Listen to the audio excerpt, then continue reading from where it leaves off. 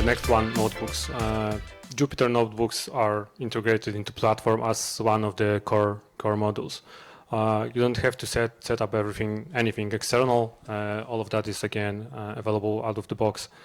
From the notebook interface, you can unlock the full power of your cluster, of your remote cluster, through the Spark microservices.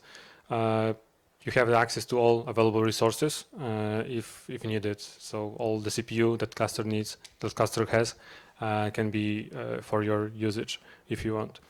You can just create Spark session and then use Spark Magic syntax to run your code or SQL queries directly on the cluster.